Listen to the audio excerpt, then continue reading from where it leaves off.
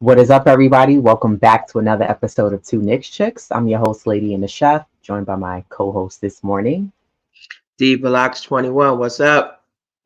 It's another day. We get to talk about the WNBA Finals, where the New York Liberty are hosting the Minnesota Lynx. Um, Game 4 happened on Friday in Minnesota. It was a close game the entire game. The Liberty let that one slip away, but there was a little bit of backlash regarding the officiating of that game, where a lot of people felt like the referees purposely allowed that game to go to a game 5. Now, I think part of that happened because that was the narrative. Everyone wants that game to go to a game 5. The league wants it to go to a game 5. All the bettors, the sports bettors would like it to go to a game 5. But if you're a true New York Liberty fan, you wanted this game to end and the Liberty to handle business on Friday in Minnesota. And I think for several reasons, you wanted them to win in Minnesota as the Aces won the championship last year in Brooklyn on the Liberty's home court floor. Um, but game was pretty much tied the entire game, back and forth. I think the highest lead was maybe 6 throughout the game from both opposing teams.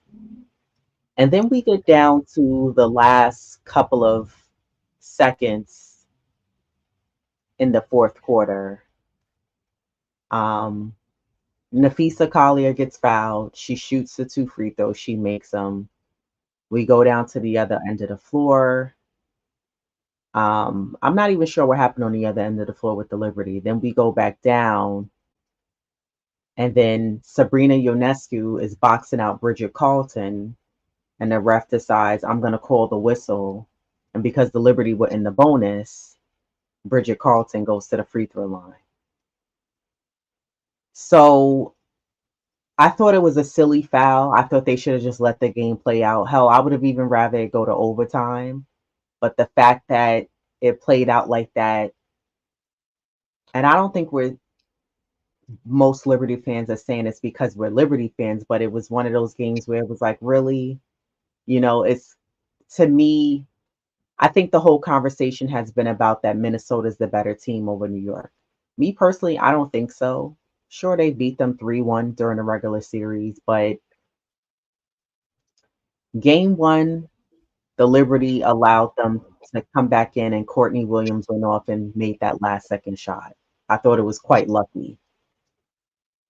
Game 4, this past Friday, the Lynx got lucky because if the ref didn't call the foul, the Liberty would have had that game because technically the Liberty were up.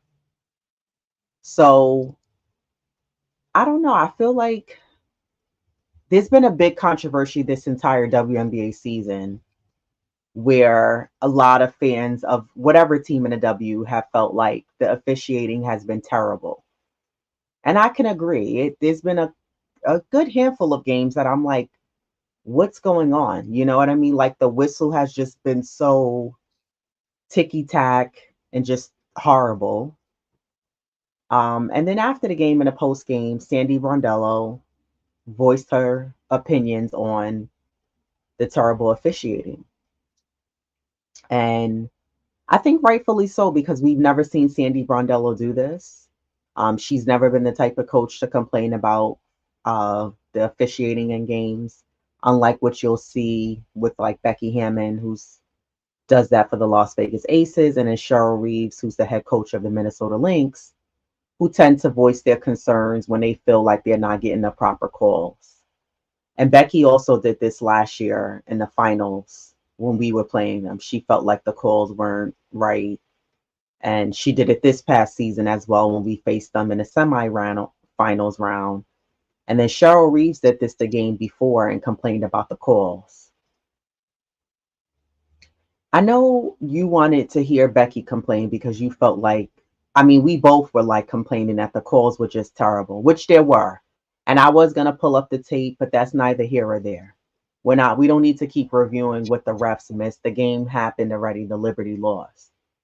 But I could recount one play specifically where Brianna Stewart had the ball and there was three Lynx players surrounding her and fouled her and didn't call one call. And I was like, wow, it's gonna be one of those games. So I don't know for you, what are your thoughts on like the officiating for game 4? And was Sandy right in speaking up and saying what she said? I mean, she even cursed at one point. She was like, "Oh," and John Cole Jones had to like rub her back to be like, "Don't get a fine now." But what are your thoughts on the officiating for game 4? And I would even say throughout this series, do you feel like the this finals round the officiating has been off, or do you think it's more of this is typical what the refs have been doing, and this is just the way it is? I mean, the refs are just trash. We already know this, but your thoughts on the officiating for the finals round this year? Um, it seems like there's a disparity between the fouls and the calls. Um, and it seems like yeah, that was a BS foul. But when I looked and when they did a steal, Sabrina did have her No, it arms. was a foul. That Yeah. was a foul for sure. So if it's a foul, then you got to call it. Regardless whether they should have let it just play it out. Then you can't have it say it's a foul, then you want them to let them play it out. Like if it's a foul, then unfortunately you got to call it. Um, and and that's just it. You don't want to get into this thing about blaming the refs and the officiating. Because in all honesty, the fouls have been called evenly throughout the series. When you look it up, Minnesota was called for 58 fouls throughout the series. The Liberty were whistled for 56. So, you don't want to sit back and like when you in hindsight, when you look at it, the fouls have been called evenly. I guess just the timing as a fan That's that we're opposite. probably seeing it in the favor of the Lynx, but it's even. And I guess I it's don't.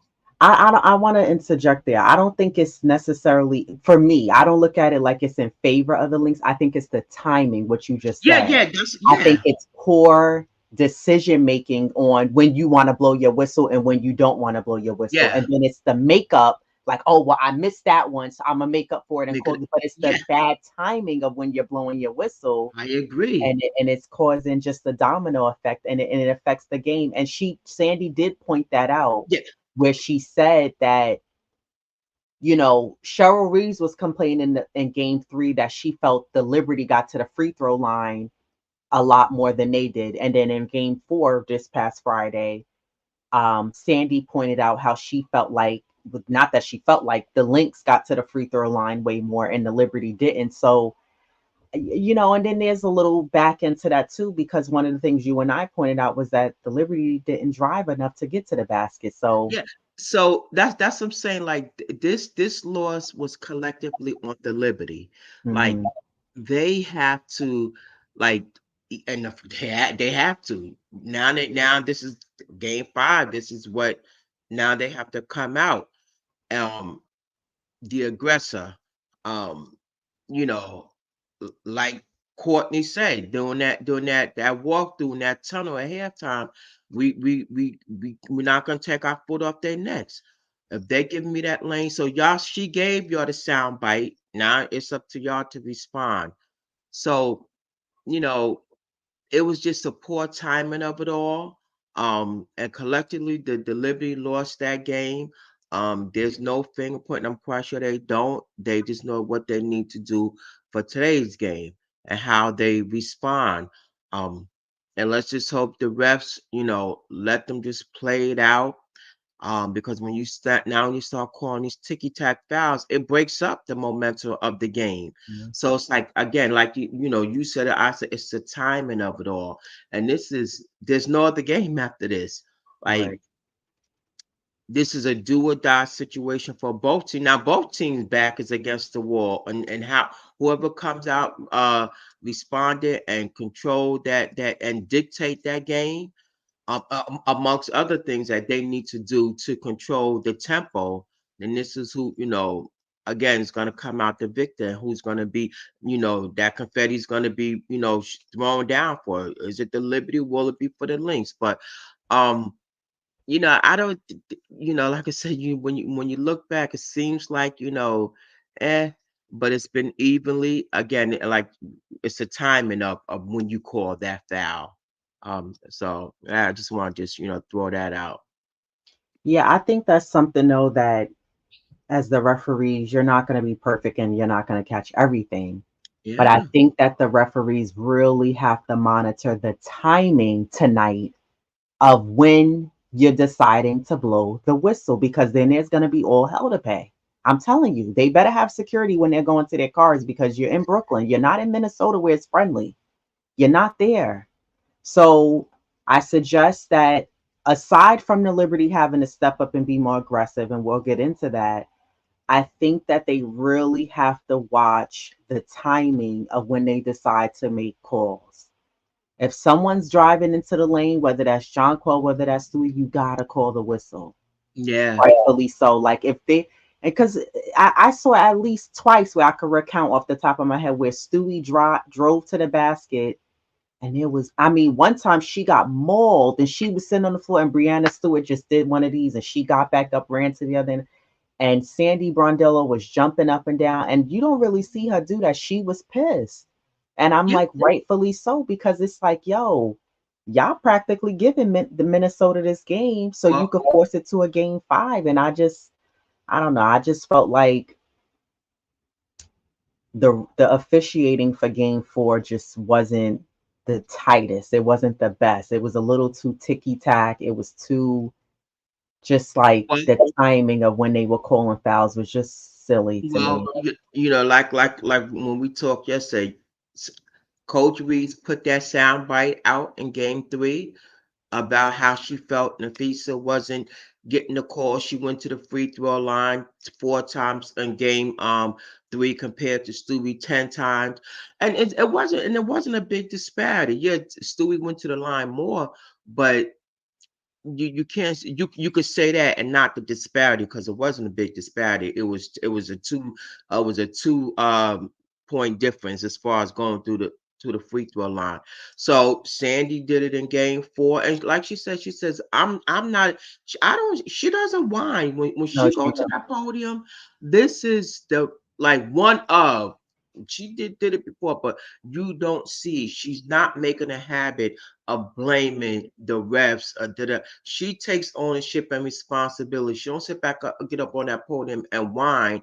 But Mhm. she was livid, game 4, and she had every right to be, because, like she said, call it fair. You know, Right. you're not gonna. Yeah, that's the free throws wasn't the deciding factor, but it don't help that they Right. went to the line 20 times compared to the Libby 9. Yeah. So that means they went twice as much. So that's not being fair. That's not calling it fair. So Right. she's not blaming that. She took on it. She just want to point it out, just like how Cheryl Reeves did, and I think it's fair. So, again, it's the timing of it all. They're gonna have to let them play it out. You can't be stopping the game and calling these Mhm. fouls, because it's all or nothing. They both gonna give it their all. So you gotta let them play it out, and they have to respond. I Liberty do. think I think one thing with Minnesota though is that Minnesota's a very soft team. They play like those schools typically from the nicer areas, and they're not as physical. Whereas New York plays like the school from the urban area that's very physical, gritty, tough. They're hopping in the stands, they're doing what they need to. I think the only player who plays for Minnesota who's like that is Courtney Williams, and not just because she's black, but it's just she just has that like gritty. I mean, this is not a pom pom and roses. We're gonna keep it real on this podcast. And whereas the New York Liberty, they play very, very. I mean, did you see in Game 3 where Brianna Stewart was like not blatantly pushing her, but almost playing like when you play pickup on the court or at the local gym, and you nudging almost like the because she is senior to um, Nafisa, it was almost like, get your weight up, get your weight up. Go ahead, do what you're gonna do against me. She was doing that to her, but not in a way where the ref was gonna, I'm gonna call a foul. It was more like, no, I'm being physical. Where's your strength training at? You know what I mean? So Yeah, Nafisa doesn't like that. She gets rattled. Bridget Carlton, Alana Smith, they can't handle that. yeah, they And don't I'll like say physicality. the only other player besides Courtney is probably Natisha Heidemann. She's the only other one that could probably, and probably what's her name? Heidemann. No, the other The one. Hines. Hines Allen. Yeah. They Hmm. like the only three that could really be physical. Everyone else on there, if you really pay attention to Minnesota, they're like, hey, did you see what? And I'm like, what you mean? Hey, yo, did you see that? It's a physical game. It's a game of basketball. Like this is not college and you playing like or a high school at the local nice area school where the girls just know how to shoot, but they're not physical. The Liberty are physical. Jonquel Jones is physical. They want to Minnesota wants a foul for everything on the floor. Every possession, whether it's on the offensive end or it's on the defensive end. Minnesota wants a foul. You're not going to get every foul because they're too soft. There's some soft cookies, and they're going to realize when they come to New York tonight, we're not playing that game. So, again, the referees need to be prepared. Let them play. Let it be physical as they have done. I will say, round one, the refs allowed the Liberty to play very physical against Atlanta. Round two, they allowed them play very physical in the semifinals against the Las Vegas Aces. Round this last round, the finals round, I think so far they've allowed them to play because they know the Liberty are a very physical, tough team. So for the most part, I will say they've been ignoring Minnesota. They'll listen, but they're Mm, ignoring you like this is what it is. It's the finals. You got to earn it. yeah, And to piggyback off of your point, what you were saying about Coach Sandy Brondello, that's the way she is. She likes to hold the Liberty players accountable. Like you have to earn it. You got to want it more. My thing is with this game, the Liberty can't do what they did in game 4. But Nigel Laney Hamilton played 34 minutes. She finished with 10 points, 3 rebounds. Brianna Stewart also played 34 minutes. She finished with a double double, but 11 points is not enough, babes. You had 11 points, 11 rebounds. It's not enough. Jonquel Jones, 36 minutes. She finished with 21 points, 8 rebounds, 2 assists. I want to pause right there on Jonquel Jones because she was one of the players that you and I kept saying she mm, needs to play aggressive for this team to win. yeah. Jonquel Jones has held up her end of the bargain this entire finals. Has she made some silly mistakes as far as passing? Yeah. You know how her passes gives us both an agita. But Jonquel Jones has held up her end of the bargain, and I have to say she's come through. She's given us what we need. Now, could you and I have a complaint about Jonquel Jones should be getting that ball down in the paint more? Because it would be game over? Absolutely, yes. Hell She yeah, shouldn't be at that top of the key. She should be down low. But I'm impressed with what I'm seeing from Jonquel Jones. for sure. Um, and I hope A, they stick to that strategy, and B, she plays down low more often because her strength and her height alone, that's an advantage. And Minnesota just cannot They don't have an contend answer. with that.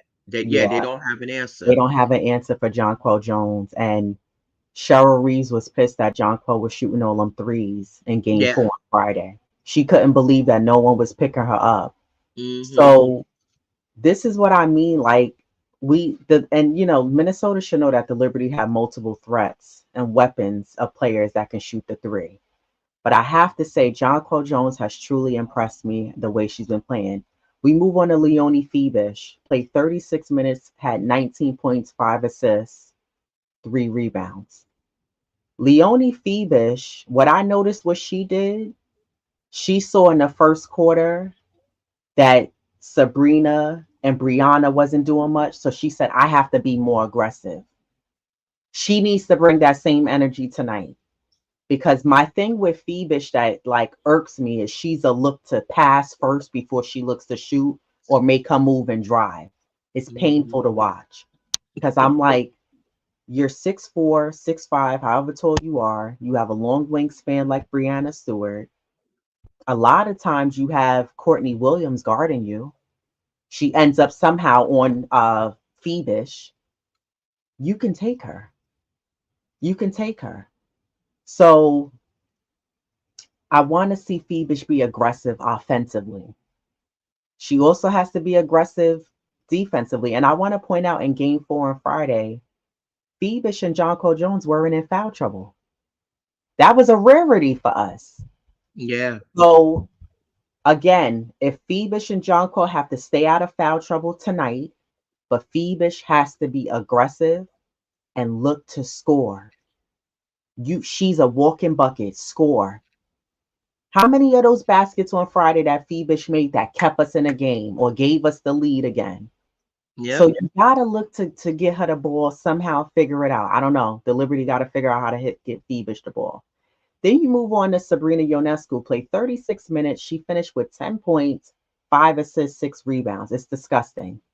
I'm not satisfied with that. You can't finish with 10 points. You've been Yeah. averaging over 20 something points a game in the playoffs, and you finish with 10 points. She Sabrina wasn't even really looking to shoot either. But I'm gonna well, tell you, I'm gonna tell you why. Sabrina should not be bringing the ball up. She needs to be coming off of a curl, shaking up her man so she can get to the ball.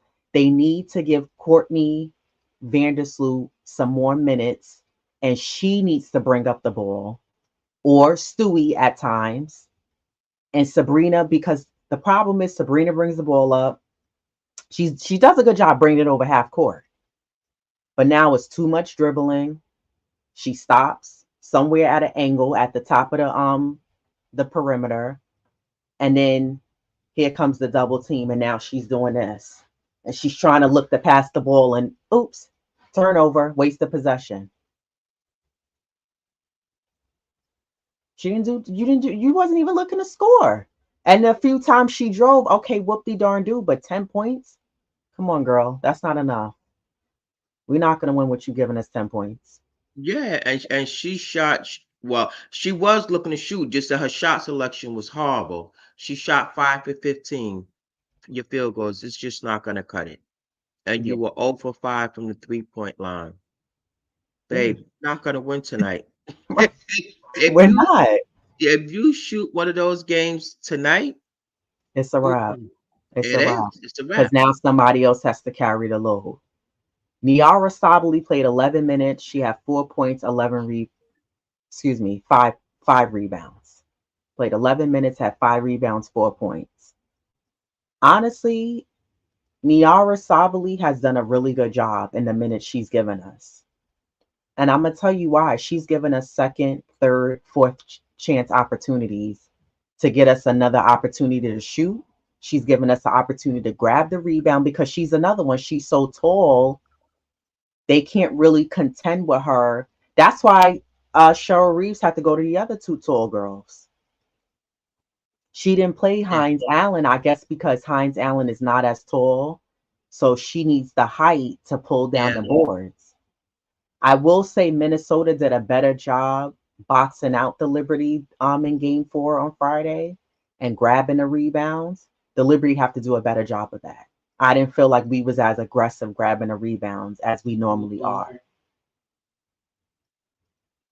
Let me keep going on the players. Then you had Kayla Thornton. She gave us a three. She played 7 minutes. Courtney Vandersloot, same thing, 7 minutes, 2 points. But Brianna Stewart, 11 points is not going to cut it. And Sabrina Ionescu, 10 points is not going to cut it. When those two don't have a good game, we're not winning. Well, actually, we did win on the boards, but it's the fact that they did put those tall, she did, Shell Reeves did a switch in her lineup. Yeah, and same thing with Brianna Stewart. She shot 5 for 21 from the field goal, like for her field goal percentage. It's like Sabrina. Together, they shot 5.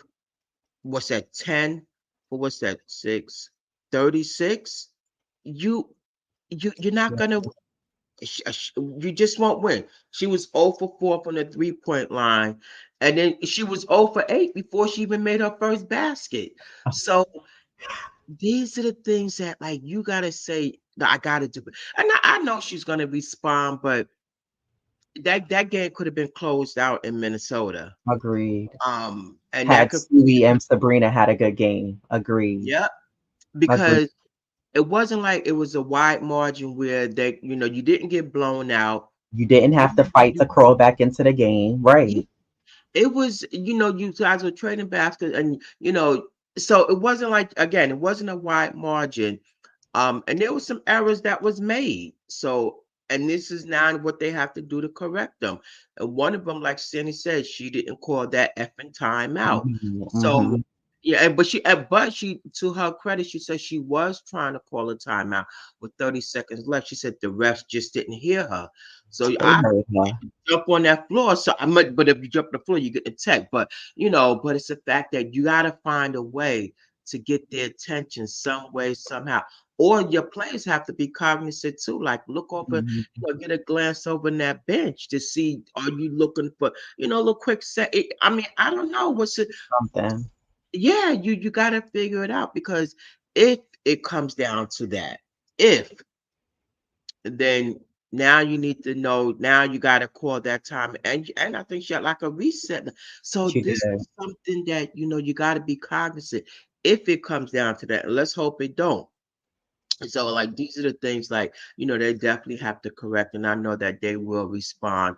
Because I don't think they want a taste of what happened last year, between the Aces. Because that was all. It was a crushing moment for them, and if Stewie have that attitude in Game 3, if she bring that attitude in Game 5, like she says, we're not losing this effing game, and she's on one, because, and that's nothing. She was kind of off. I don't know. I detected when she Mm. was off. It could have been a bad shooting night, but her lift wasn't there. You know how stupid, how she just do that. Little baby jumping. Um, some of it was forcing. So it was a combination of things that she did, and I know that she's gonna make those corrections. But she has to have that attitude from Game 3 and get into her teammates' ears and says, "We're not losing this effing game." Yeah, And you I know, agree. I agree. She has to have that same game 3 mentality. And also like how she did in one of those games against the Aces where she just went off. Like Brianna Stewart, Sabrina Ionescu, and Jonquil Jones have to prevail and impose their will come hell or high water, as you like to say. And they have to want it more. Like everything has to count from a rebound to a contested on the defensive end, the offensive end, the rebounds. Every box out counts, every steal counts, every layup, every shot. Be intentional about every shot that you put up. mhm, Everything counts and everything matters. So everybody, and it's not to say they're not locked in. Everyone on that New York Liberty team is locked in. But I think that the Liberty have done an excellent job this season where they haven't lost 2 games in a row. yeah, I feel confident the New York Liberty will respond tonight because when they do have a bad game, the Liberty, every game this season, not just the playoffs, even including the playoffs, every game after a loss, the Liberty respond. They're going to have the crowd behind them. Big Ellie's going to go off. She's probably going to be on halftime performing with Fat Joe. Okay, everybody's going to be tuned into this game. New Yorkers are counting on the Liberty to win this game to offset the championship. And then we're expecting the Yankees to win the World Series because I'm a Yankees fan. I'm not a Mets fan. So it's no shade to the Mets, but I'm just saying, like, I think that the Liberty also have to do this because you have to erase the narrative that you fold in the finals. Who has more pressure, the Liberty or Minnesota Lynx to win tonight? The Liberty. Yeah, I Because agree. they 0-5. This is their sixth time, vying for that championship. They're at home. They quite frankly they should have closed that out in game four. So I think they have more pressure because they've never won it. Yeah, Minnesota. Yeah, I mean they both have it, but I think more pressure is on them, and that's the I don't want to say sad part, but that's the I don't know. Again, the pressure part of it, to win, because they, you know, have been there and they never won.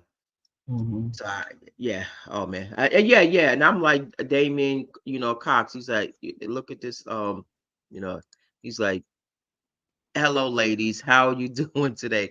Are you ladies nervous? Yes, I am about tonight's game. And have you heard? Yes, we have about the Yankees. And thank you for advancing since 2009. And they're going back to the World Series. This is a great time for New York's sports. Sports, it is. It's a really good time to be a New York sports fan. We just need to get the Giants to get on board. But yeah, it's a great time to be a sports fan for sure.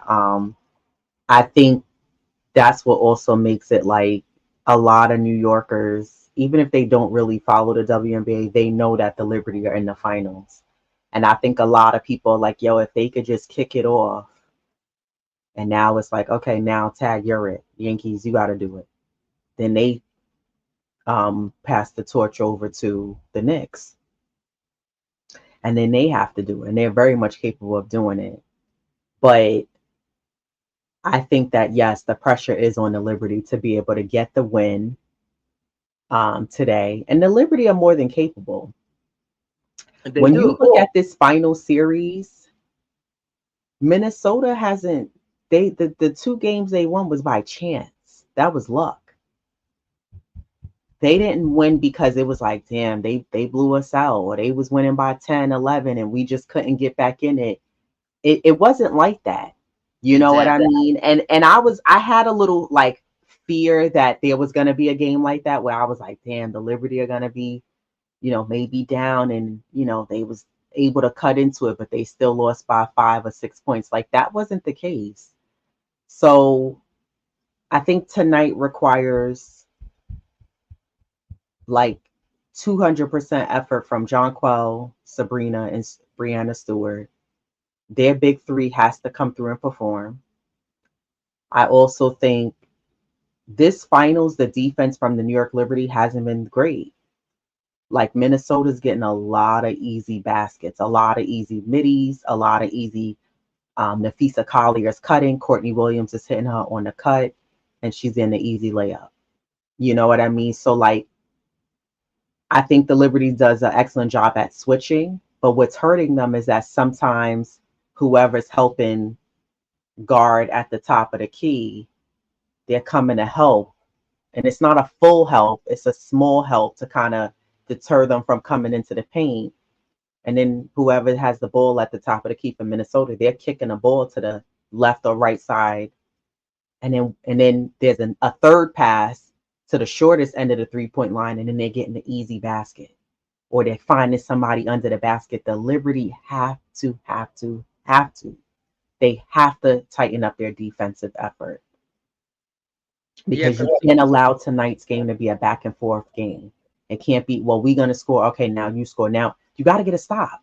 And then when yeah, you get a stop, because there was stops made on Friday. So they were getting stops, but the problem was there was plenty. I saw Leonie Phoebus use her long arms. She was able to deflect passes from being made. But then it's like you can't rush too much. So you go down the other end, you have the ball, and now you turn it over because you tried to make a pass to so and so or whoever. Also, the Liberty can't, for the love of God, don't try to force a pass into the paint because you see Leonie Phoebus has a height advantage over Courtney Williams, but you throw it so high that she can't catch it. You throw it to Jonquel, you throw it so high to her that she can't even catch it.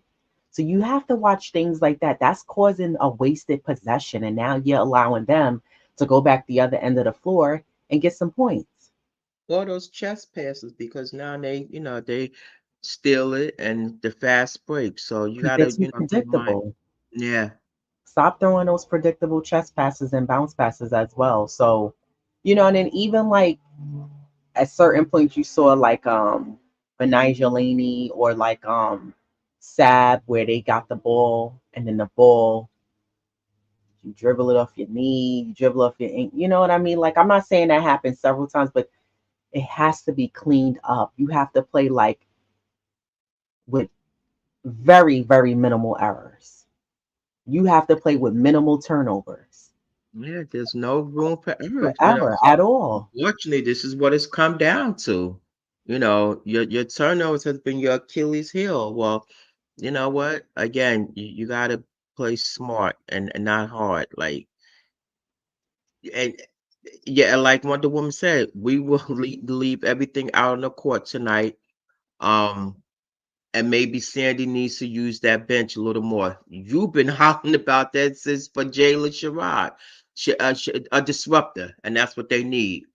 Yeah, she's So, the only one from the bench though that I would call for. I don't really think you need to go deep in the bench. I just say Jayla Sherrod because you need someone to contain Courtney Williams. and And match if her the speed. Liberty are smart, they'll play Courtney Vandersloot up. I think she needs to play more than 7 minutes. Yeah, There's nothing wrong with her. Not saying that they're saying that there's anything wrong with her, and not saying that Courtney Vandersloot saying there's anything wrong with her. But I think you need to play Courtney Vandersloot a little bit more minutes and use her veteran and championship experience running the point. Because what happened, if you notice in game 4, when Courtney Vandersloot was on that floor, Courtney Williams was tired.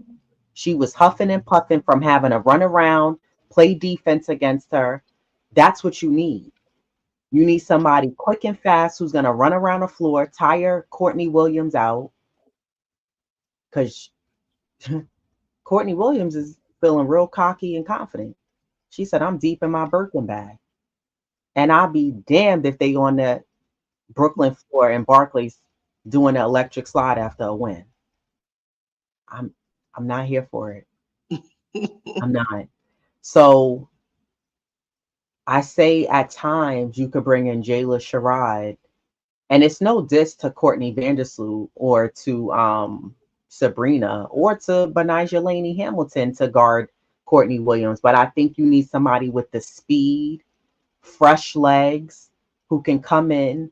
You don't necessarily need her to bring up the ball, but you need her to guard Williams, who she could get some steals off of her and tire her out, or guard Heidemann. When Heidemann comes in, you could put her on Natisha Heidemann. So I've been calling for this. I don't think it's going to happen, but I think that Jayla Sherrod, also Minnesota wouldn't be expecting Jayla Sherrod to come in the game. So that'll throw them off. I mean, hell, Cheryl Reeves went to some players on her That's what bench. people say. So you could do the same thing, throw them off of what your game plan is going to be. Both teams pretty much know what each other's going to do. You played each other, what, going on now, 8 times now, nine Yeah, times? yeah. So the Liberty have to, like, I think Courtney Vandersloot definitely needs a couple of more minutes. I think you could even use some, maybe 3 more minutes and play, well, she played 11 minutes, but Niara Sabali, maybe play her another 2 more minutes because you need the rebounding. My only thing with Niara Sabali is if you're going to set the high screen and then you roll to the basket and Sabrina hits you with a nice bounce pass, you got to be ready for that. She had got 2 of those on Friday and wasn't ready. Yeah, yeah. Like, it's not going to help us. Got to be ready. You have to be ready for that pass. And I'm like, you got to be kidding me. So, yeah, I think that tonight's game, the Liberty also have to have a strong third quarter. You can't come out in the third quarter and slip. You got to stay consistent the whole 40 minutes. The whole 40 minutes, you have to stay consistent and want it more and be ready to take over. And as I always say, you got to Put your foot on Minnesota's necks and don't let go. Don't let go till you win and you know you won the championship. So I just need the Liberty to play smart. I need them to attack the basket, get them in foul trouble. Why does Nafisa Collier only have one foul? Yeah, and Why but does game Elena Smith? I mean, she's the only one that gets in foul trouble because she can't guard John Quell. But y'all got to get Courtney Williams in some foul trouble too. Get her three easy fouls in the first half. So she got to sit down. Get Natisha Heideman in foul trouble. Y'all letting these two little mice run around on the floor and they doing whatever they want to do. So, Laney, I need her to be locked in defensively because a lot of times they have Laney guarding either McBride or she's guarding Courtney Williams. Either way, McBride was having a party out there with the threes. You have uh, to play better defense. I thought it was too much space on Minnesota. oh, for sure. Yeah, yeah. I mean, and that's is what they it's like you have to respect each shooter shot. Like you can't for whatever reason get up on them. I'm gonna use Clyde like a cheap suit. Like just get up on them. That's what you're known for. You're aggressive, but put a body up on them. Make it tough. Make them earn that shot. Don't give it to them. Hmm. And again, it's all about respecting that shooter because you seen what they can do. You know the range, and some shots are just lucky, and some is just great defense or better offense. But guess what? Then turn that make them force them to take those uncomfortable shots Right. because it could be done. It's doable. Don't just give them no type of open look. You know, active hands, Right. it could possibly lead to a steal, a block, anything. And now that could turn into a fast break, point for you. So again, you don't want to, discount or not respect that shooter. And you never know what's the outcome. Again, it could turn into a block, like Stewie. She's active, she's good with that because of her long arms and but we're just gonna need more of that. Yeah, Courtney Williams and Natisha Heideman, they're not going to challenge Jonquel and No. Stewie. And when they're bringing down the ball and then they go under the basket, they have to come back out. I think what you have to worry about though is if they go under the basket, then come back out, and then they kick the ball out, and there's no defender there, or they're too late because they're trying to help in the paint. You have to watch because that's part of the game plan to go under the basket and then kick the ball back out. So yeah, I don't know. I just think that my confidence level is that the Liberty will be able to take it tonight. They do very well at home. They do very well on the road as well. Like the Liberty have had a fantastic season. But I just think tonight they have to shut it all down and just take it all, you Yeah, know. I mean, And again, they like you said, they gotta contain Courtney Williams. Because again, both the teams backs against the wall. Somebody's going home a loser, and somebody will be, hoisting that trophy. But again, if you could contain her, you know, not just her, but she's like that little engine for them.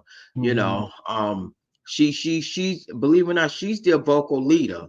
yeah. You would think it was Nafisa, but it's Courtney. She's their Hmm. vocal leader, and so she gets them revved up and hyped up. So if you could contain her, then you pretty much okay, this is how things are going to go. And again, you got to control that tempo. Force them to play Liberty style ball.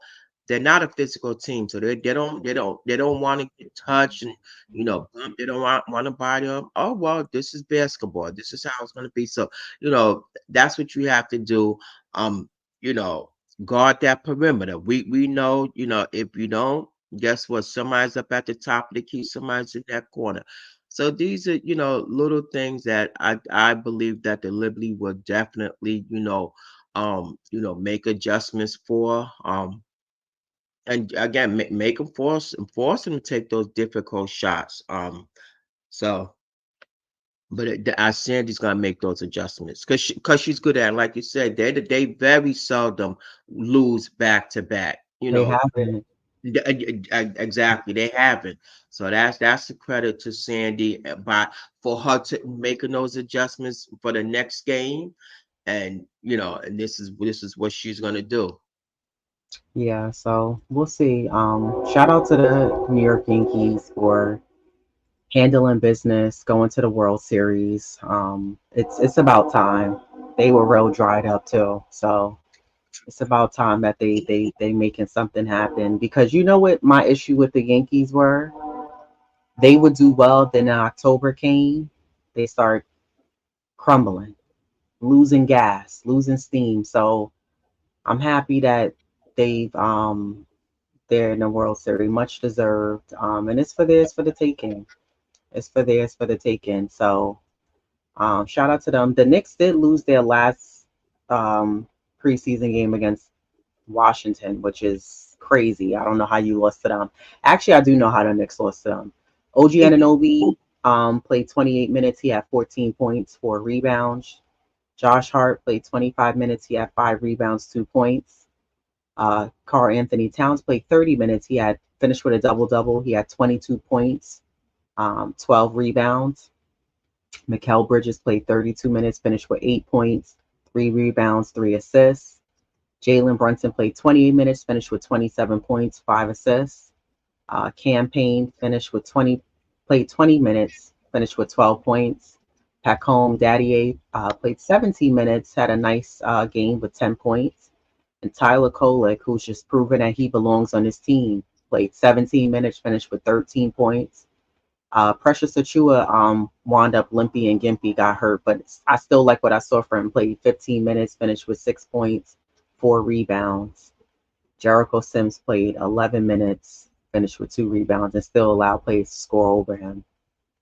I will say that when I watched that game, the Knicks have to work on their defense. Their defense it doesn't look good. It looks very weak. It looks very vulnerable to allow teams to just do whatever they want to do. Jericho Sims, this is probably going to be his last season with the Knicks.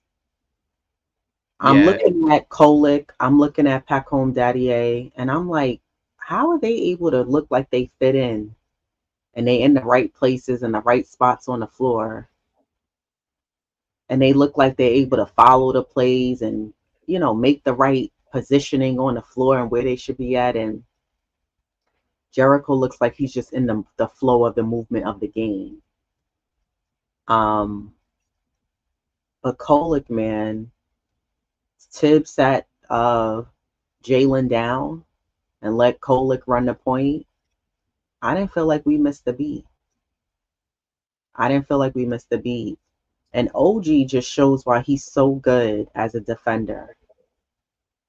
and He will I saw like twice where he tapped the ball and then the guard was able to get it, but he still stayed with the play. And then the second time he tapped it, and ball wandered up in the air. He went and grabbed the ball from at up in the air, and he was still able to get the ball back to himself. Went down fast break at the other end of the floor. He just his relentlessness that he does on the floor. I just love what I'm seeing from him. I really wish him and everyone on the Knicks team health throughout this season. But I was watching the Knicks defense and it just wasn't good. Just wasn't good. I was like, what? I know this is the preseason, but what you gonna do when you play Boston on Tuesday? well, we'll find out come Tuesday. How's that? The defense just it just looks very weak and vulnerable. I was like, man, the Knicks got to work on that defense. I did want to talk about Josh Hart. He hasn't seemed to found his rhythm in the preseason. And according to him, Stephen Bondi tweeted Josh Hart after just 2 points in preseason, quote, He said, I'm lost. I have no idea. Hmm. There's a couple days before Boston. So whether that's trying to get a rhythm with that starting unit, or we give somebody else a look and my role changes and come off the bench and we go with that unit. But my thing is, only changes was made. Yeah, you got Cat and Mikel, but that's not a significant change. To Like, be affecting your game. yeah, and you had the whole preseason to iron out the kinks. That's why you do a preseason. Right. But you know what? I guess it's great that he spoke up now as opposed to later. And then, so if you need to be relegated to the bench, then so be it. Maybe he do need to, come off, be that spark and that little energizer bunny and that plug. Because if you can't be productive as a starter, then maybe you do need to go, to the bench and for the betterment of the team. Yeah, in my opinion, I don't think Josh should be starting. I think Josh is better off the bench. I think with Josh starting, and I could be too ahead of myself, and it's not me being a negative Nancy, but I think Josh starting to me puts that pressure on him like when we had Grimes starting. Mm. And Yeah, I well, think Josh doesn't won't do well with that pressure of starting with the unit because I was watching that game very closely and a lot of the possessions that I'm looking at Josh. Josh likes to stand in the background. And I saw him vocalizing like, yo, get down there, yep, behind you. I seen him doing that, which is great. But I'm like, Josh is a cleanup guy. I saw a lot of times where Jalen or Kat were going for a layup and he was running towards the basket, I guess to tip it back in if he needed to or grab the rebound. He's the cleanup guy. He's not going to be like a deuce where you can give it to him. He going to catch and shoot or make a move to the basket. Or like you give it to OG. That's not his role. Josh needs to be coming off the bench, if you ask me. I don't like him starting, but I'm going to bounce the question back to you as far as, well, then who starts if Josh goes to the bench? And is Tibbs going to put him on the bench? exactly. Um, because I would definitely love Deuce to come in, but then again, put Deuce up there because Deuce plays well alongside Brunson. Brunson. It's Hmm. like he's the student and Brunson's the teacher, so they may have to do that lineup. I mean, I used to love when they played side by side. Um, and you do have Payne. Kohler, shows some flashes of being a backup. He seems like he could, handle the big moment. Yeah, it's a preseason, but preseason is the precursor to the regular season. Exactly. So I think he would, you know, fit right in coming off the bench behind Brunson. I guess the goal was to maybe have Deuce, but put then Josh comes off the bench. I mean, and he's telling you like, what Hmm. I'm saying? Like he still hasn't found his shot. He's lost. These are, in essence, he's telling you, I feel I should go to the bench. So, Exactly. will they listen? Let's hope they do, because then otherwise, then what good is it? He hasn't even gotten a double as far as rebounds for the preseason, and he's a pretty decent rebounder for Hmm. his size. So if he's lost now, then how much of an impact will he make during the regular season by being a starter? And Yeah. he found his groove, and maybe that role will change. Right. Yeah. I just don't think Josh Hart should be starting. I think Josh, like a lot of players on the Knicks, had to adjust to starting because damn, well, we got a big man down situation here, so I have no choice, and I think with the high intensity and energy that was going on with the Knicks and the winning and getting better, it helped fuel and produce that confidence for him to continue on and do what he needed to do and get better within his role. But to me, even last season, I think Josh does excellent with the rebounds. He does excellent with cleaning up. But one of my things was that I wanted to see from Josh for this season was better drives to the basket that are not predictable. Because when you have players, and because we've seen him do it so much, I always use him as an example. But like a Kyle Lowry, he does so well with swiping the ball from you. And I'm like, it's the way Josh drives. We've seen that a lot. And Josh will try to look at the ref and say it's a foul, but I'm like, or a lot of times even if it's not a foul, the ball somehow the defender will do a great job at swiping the ball from Josh so that it bounces off of Josh and now it's going down the other end. But I think that I wanted to see that, and I wanted to see Josh not be so timid and indecisive when he got the ball, because there was a lot of times last season where Josh would get the ball and like Leone Fevers, he looking to pass. Take the shot. Take the shot, man. You got it. You wide open. Why you always looking to pass? So he like second guesses himself a lot too. But I don't know. I don't know if Josh is like that because you don't have the passing from Isaiah Hartenstein where it creates Yeah. more flow. I don't know. I like what I'm seeing from Brunson and Cat, where Brunson could drive and he passes it off to Cat. I saw OG do it to him and it was a nice pass. I don't know what it is, but Josh needs to figure it out soon. Because Yeah. again, you don't want it to get deeper, deeper. Now you near the All-Star break and you still haven't figured out what you're doing around there, and you feel like a chicken with your head cut off. That's not going to work, nor is that going to be sustainable for the Knicks throughout the season. And also when you even when you look at their depth chart, it's like, if when you start moving guys around, now they're playing out of position. You know, the fourth man down the line is Dadier. So, otherwise, because Payne and Deuce is either the shooting or the point. So now if you start, moving guys like that over, they're definitely playing out of position. So that depth chart is not that deep for a small forward, you know. So it's like you got to juggle, and so now that puts guys out of position. But is he better off coming off the bench? Yeah, because he's in essence telling you, I'm not comfortable. He hasn't found his rhythm or gotten to a groove. So then maybe it is best that I come off the bench. Yeah, and that's what Tibbs needs to have him coming off the bench. Josh Hart is not a starter. He's never been a starter. He's more of that role player who you could bring off the bench. He could groove with whoever's off the bench or some of the starters that's still on the floor. I just never thought that he was a starter, even from when he played last season. I was like, Josh is a cleanup guy. Because remember, I used to have high expectations.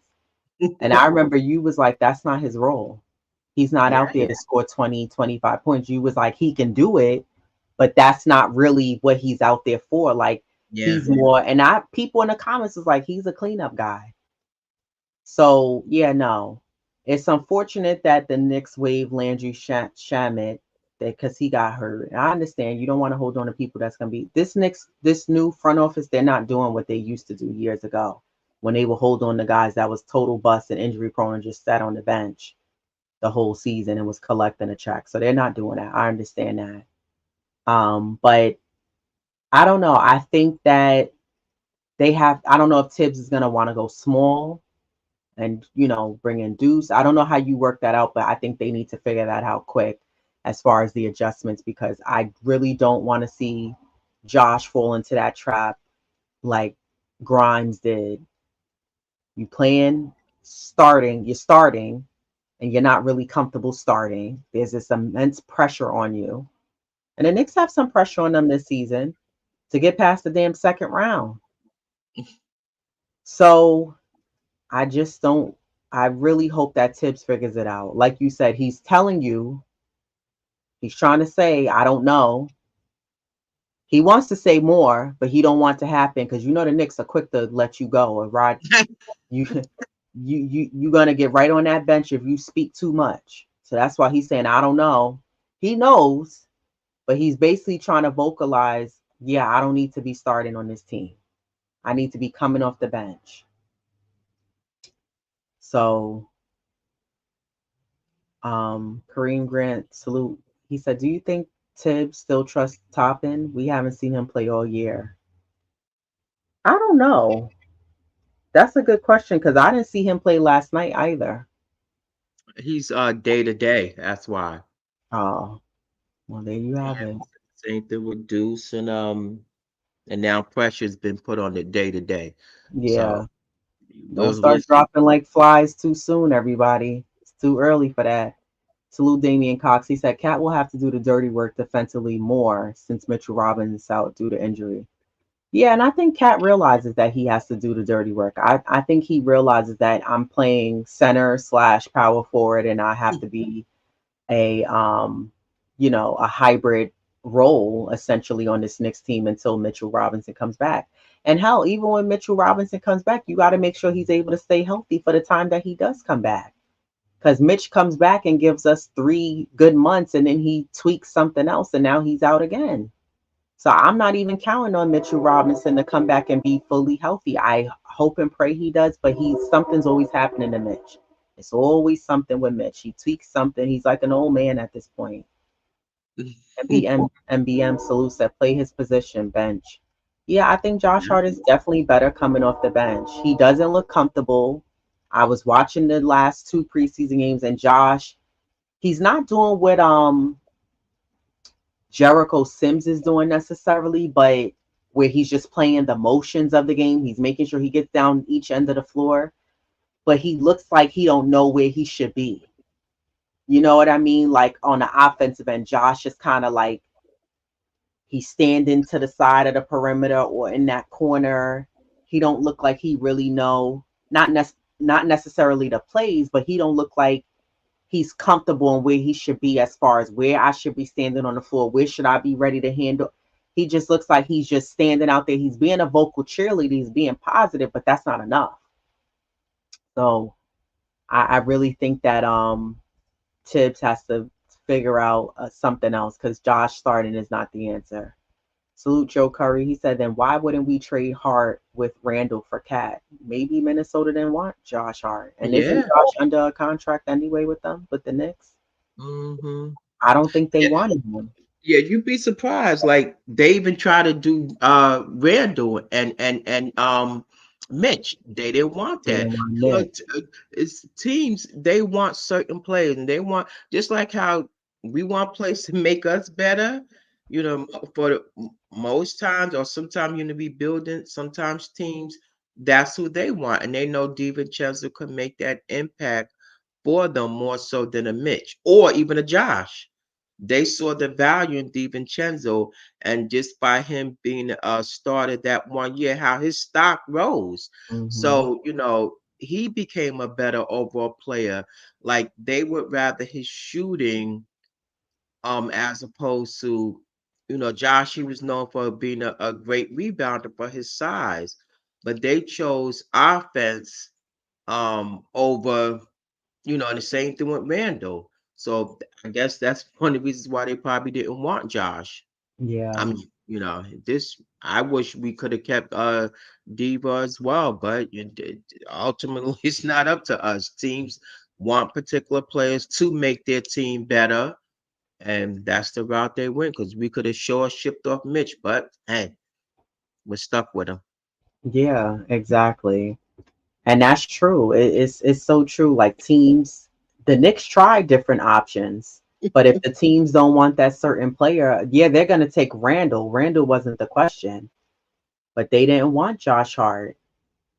Josh Hart can't do what Dante DiVincenzo could do. And I agree. I think that, yeah, it would have been nice for the Knicks to keep him. But if the teams don't want him, what are you going to do? Josh Hart is a cleanup guy. He's not a starter for this team. And I think we'll see that more and more as this season goes along. OG will do a lot of the dirty, dirty. Yeah, OG, he's going to play defense and give the Knicks that help. He just has to stay healthy. So he said, we allow perimeter scoring without a big man that plays his position and Cat. Yeah, the Knicks defense just is not good right now. From what I saw in preseason, first of all, you know the defense isn't good when the scoring is well over 100. Yeah. You're not playing defense.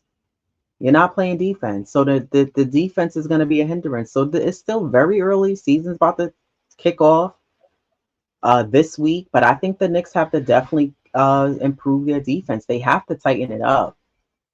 It's too much like easy baskets for the opposing team. So They've been keeping them under 100, and this is preseason. right, and against teams like Charlotte and Washington, come on now, make it make sense. Joe Curry said, "I think we need to see if we can move Robinson and Hart." Yeah, I think the Knicks are gonna try to hold on to Mitch because we need another big man. And I think Mitch just needs to play spotty minutes, which I'm sure he will. Yeah, for sure. And, they're going to hold on to Mitchell Robinson to help out and give us a presence as he was able to do, especially when we played last year in the first round against Philly. Mitch has that defensive presence that the Knicks need. And the Knicks don't want to just settle and grab scraps. But I do think that after this season, depending on how Mitchell Robinson's health is, he can possibly be moved. Now, Josh Hart, I think depending on how he do this season, you're gonna have those fans who, when he got the contract, was like, "Why did the Knicks give him a contract?" I think he's earned it, but I just think that even if he does get relegated and he's coming off the bench, I want to see what Josh is gonna do coming off the bench. And I believe he can find his footing and get into rhythm, Oh but yeah, we'll for see. sure. We'll see. Um, yeah. Experimental equals preseason, no worries here. Yeah, I'm not worried. It's very early in the season. The Knicks can adjust and change things for sure. I'm for sure not worried. I'm just saying that so far the defense looks lackluster. It looks like it can be a lot stronger. So, that's something that they have to pick up. We'll definitely be watching their first game. What is it, Tuesday? Yeah, play at Yeah. Boston. Yeah, they a They get home their opener, which rings. sucks because they'll be getting their ring ceremony and all of that. But speaking of a ring, we're looking to get those rings tonight for the New York Liberty. Tonight's the night. Are your nerves already kicked in or not yet? Yeah, no, they have dead serious. Yes, they have. He said I'm nervous. Yeah. We'll see what they do. And the game is coming on what, ESPN? I think so tonight, right? Yeah, because I don't think ABC only had the contract to that one game. So I believe it is coming on ESPN. And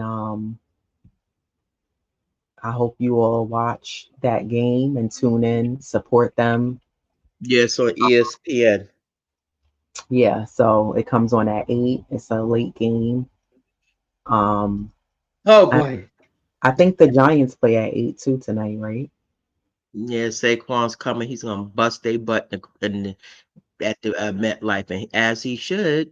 Yeah, It's a he good for thing. sure is. Yeah. So yeah, it's gonna be some good games tonight. I don't know if the Mets play tonight. For those of you who are Mets fans, if somebody is, let me know. Um, and yeah, we'll see. We'll see. We'll see what happens. Go Liberty, go Yankees, and let's go Knicks as always. Everybody have a blessed week. Have a great start to your week. And we'll see you all on Thursday. Actually, I'll be on Monday. I'm back on the Queen's Court. So I'll be a panel member there, joining Steph and the rest of the gang. We'll be talking, breaking down all things New York Knicks. So look out every Monday at 7:30 p.m. We'll be on live and catch us back here on. We actually may do a show before Thursday because we have to. We can't wait that long. So we definitely will be back. We'll figure out the day and time. It may be different from our other time, but look out for us going live because we have to recap tonight's game. It's gonna be a goodie. So those who wanted a game 5, you got what you wanted. So be happy. But yeah, we'll be back and then check me out every Monday now on the Queen's Court with Queen Steph and everyone else that'll be on. I'm not sure who else is gonna be on the show yet. So Mondays and then check us out on our regularly scheduled program Thursdays at 7. and then back on Sundays. But we will be back sooner before Thursday to recap tonight's finals game. So until then, everybody, peace. Peace.